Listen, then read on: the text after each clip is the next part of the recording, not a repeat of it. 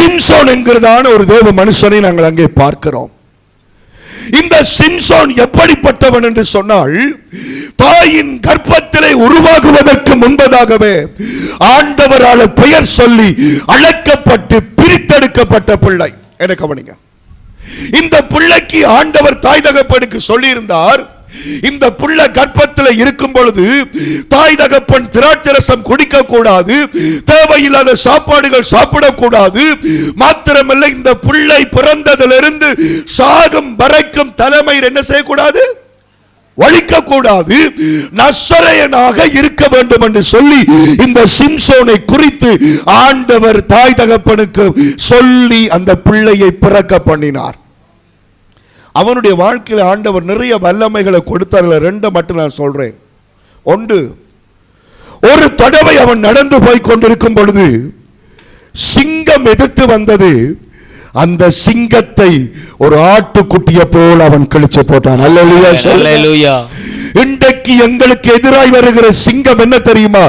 பொல்லாத சாத்தான். அல்லேலூயா.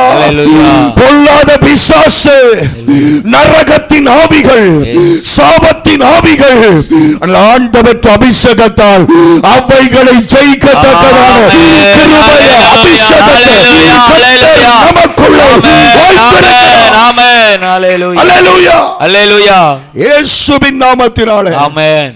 எங்களுடைய வீட்டில் எந்த செய்வினைகள், சூனியங்கள் அணுகாதபடி எங்கள் ஜெபத்தை கர்த்தர் பயன்படுத்துகிறார். அல்லேலூயா. அல்லேலூயா. அல்லேலூயா. நாங்கள் குடும்பமாய் குடும்ப ஜெபம் ஜெபிக்கும் பொழுது எத்தனையோ தடவைகள் பிசாசின் கிரியைகள் அழிக்கப்பட்டது. ஆமென். அல்லேலூயா. அல்லேலூயா. கர்த்தர் அந்த அபிஷேகத்தை உனக்குள்ள வைத்தார். ஆமென். சிங்கத்தை அழிக்கிற அபிஷேகம், சிங்கத்தை ஜெயிக்கிற அபிஷேகம்.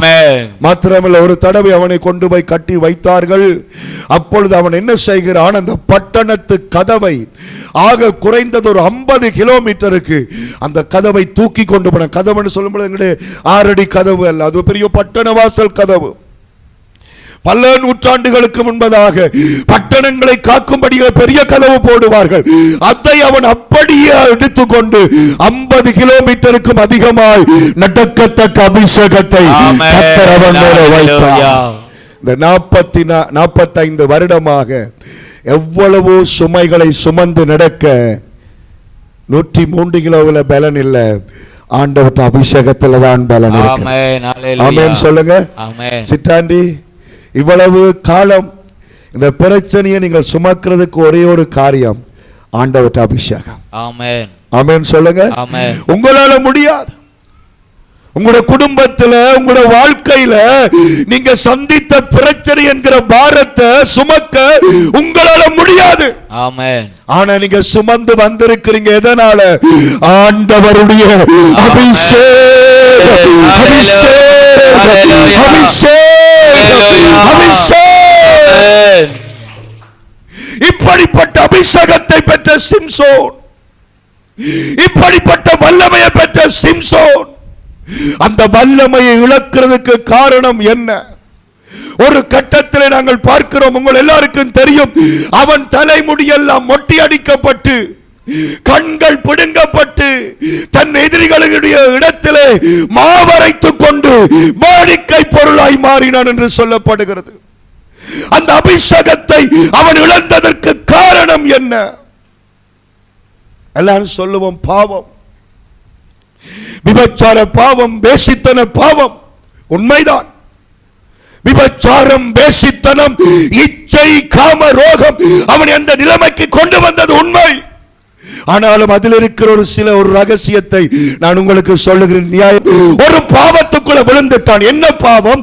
விபச்சாரம், வேசித்தனம், காம விகாரம் என்கிறதான ஒரு பாவத்தில் விழுந்து ஒரு பொம்பளையோடு தொடர்பிலே, கள்ள உறவிலே இருக்கிறான். இந்த கள்ள உறவிலே இருக்கும் பொழுது அவள் கேட்கிறாள், என்னது உனக்கு, என்னண்டு இந்த அபிஷேகம் இருக்குது, என்னண்டு நீ இந்த வல்லமையான காரியங்களை செய்கிறாய் என்று கேட்கிறாள். எதற்காக கேட்கிறாள் என்றால், அவள் உண்மையான மனசோடு கேட்கவில்லை.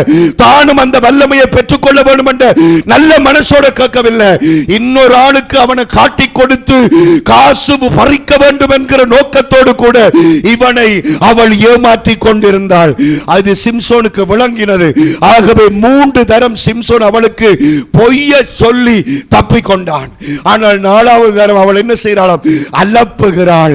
அவனை போட்டு சொல்லுகிறாள், நீ எனக்கு உள்ளதை சொல்றாய் இல்ல, உள்ளதை சொல்றாய் இல்ல, உள்ளதை சொல்ற. அதனால சிம்சோனுடைய ஆத்துமா என்னென்று விசனப்பட்டது. நாம் இருக்கிறதை விட நான் என்ன செய்யலாம்?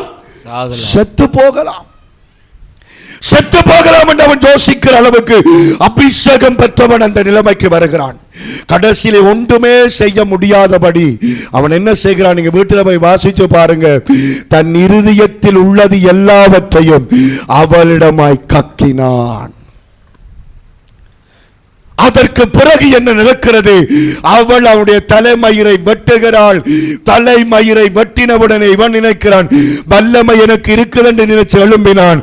வல்லமை இழந்து அவன் ஒரு பரிதாபமான நிலைமைக்கு போனான்.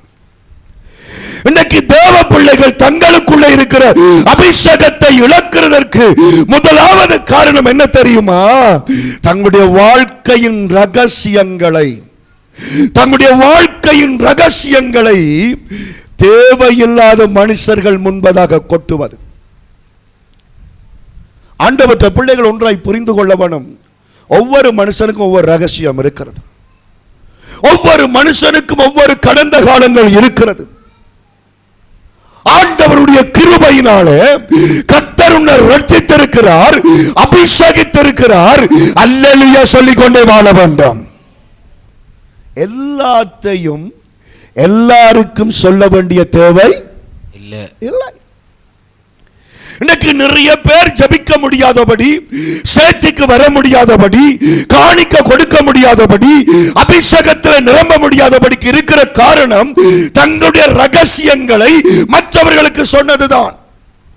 அதனாலதான் ஆண்டவருடைய வார்த்தை சொல்லுகிறது, மீகா 7வது அதிகாரம் 5வது வசனத்திலிருந்து.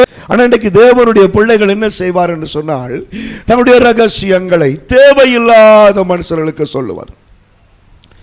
தேவையில்லாத மனுஷனிடமாக அவைகளை பகிர்ந்து கொள்ளுவது. இன்னைக்கு இந்த உலகத்தில் நிறைய பேர், கவனிங்க, நிறைய பேர் நாக்குல தேன் இருக்குது, நெஞ்சுக்குள்ள என்ன இருக்குது? நஞ்சு இருக்கு. அது நிறைய பேருக்கு தெரியுது இல்ல. நாக்குல தேன் போல இருப்பாங்க, நெஞ்சில நஞ்ச வச்சு கொண்டு இருக்கிறாங்க. எச்சரிக்கையாக இருக்க வேண்டும். ஆமென். ஆண்டவருடைய பிள்ளைகள் யாரோடு எங்கட பாரங்களை பகிர்ந்து கொள்ளுகிறோம், எங்கட கடந்த காலங்களை யாருக்கு சொல்லுகிறோம், எச்சரிக்கையாக இருப்பாயா. அது கணவனா இருக்கலாம், மனைவியா இருக்கலாம், பிள்ளைகளா இருக்கலாம். முடிந்த அளவுக்கு ஞானத்தோடு வாழ பரிசுத்த ஆவியானவர் உங்களுக்கு பலத்தை கொடுப்பாராக. கையை தட்டி ஆண்டவருக்கு நன்றி செலுத்திக் கொள்ளுங்கள். அல்லேலூயா, அல்லேலூயா, அல்லேலூயா, அல்லேலூயா. எல்லாத்தையும் மனுஷரிடத்தில் சொல்ல வேண்டிய தேவையில்லை. எல்லாத்தையும் சொல்லக்கூடிய ஒரே ஒரு இடம் ஆண்டவர் இயேசு கிறிஸ்து. அவர்கிட்ட போய் ஜெபம் பண்ணுங்க. ஆண்டவரே, இந்த வாழ்க்கையில் எப்படி பிரச்சனை இருக்குது, என்ற கணவன் இப்படி செய்கிறார், என்னுடைய மனைவி இப்படி செய்கிறார், அல்லது நான் இப்படிப்பட்ட பாவத்தில் விழுந்துட்டேன், நான் இப்படிப்பட்ட அக்கிரமத்தில் விழுந்துட்டேன், எனக்கு நீங்க உதவி செய்ய.